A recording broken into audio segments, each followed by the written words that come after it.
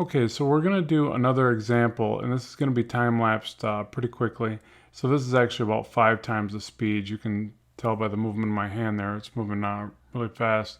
But what I wanted to do here is show you one example where I open the mouth wider, because I think this is another problem area for a lot of us, and I know I struggled with it quite a bit, and sometimes still do, but I want to show you my process for getting through it. So what I like to do here is use everything else like we've talked about for mapping out the eyes, nose, and but then when I go to drop in the open mouth pose, I will extend that jawline. You can see I've already extended it down once, but as I draw in this basic representation of this kind of vampire mouth, I need to extend it even further. So notice that I actually drew that line 3 times in succession.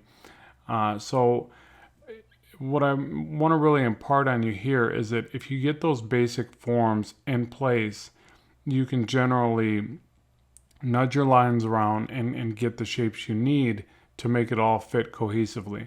But the part that you want to focus on getting kind of correct and unified first are the eyes, the nose, and the top lip.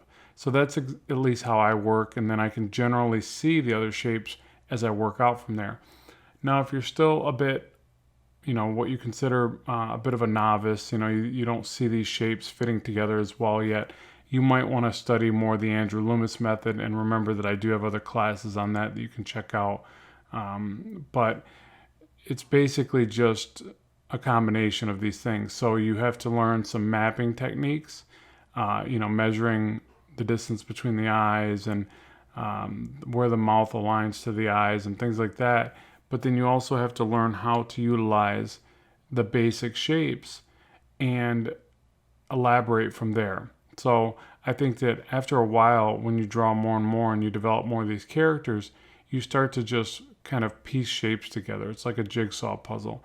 And once you get more confident in doing that, it becomes a lot easier to draw your characters and you need less overall buildup on the page. That's why you can see more advanced artists, they start to draw and it looks like they just drew everything right out of their mind. It's because they simply can see more of the broad strokes of the design. So here you see I soft erase this back. Again, I'm using the 2H lead like we used for majority of these lessons thus far.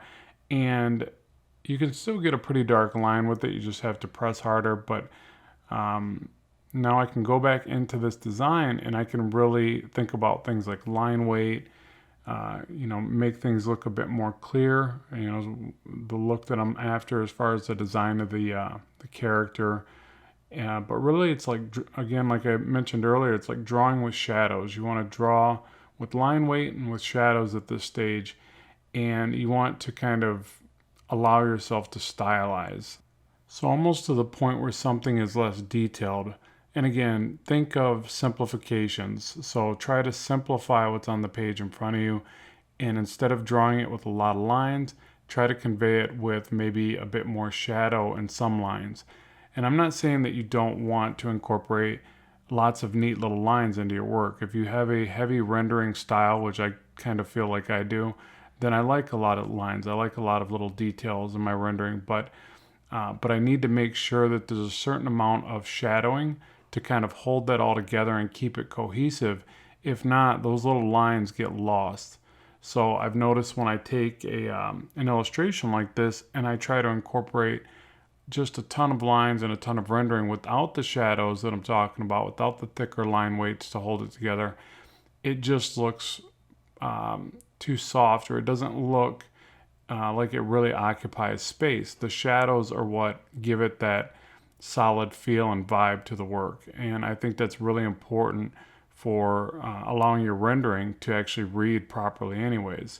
So you kind of, you need both, but just keep that in mind. Really work on drawing with shadows if that makes sense to you.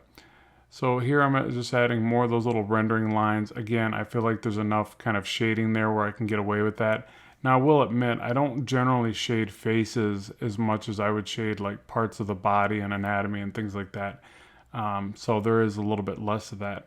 But now I'm to the point where I'm just rendering it, kind of finishing it. So hopefully this has been beneficial for you. I'd love to know what you think of the lessons, and more content is on the way. So good luck with your art, and thank you for watching.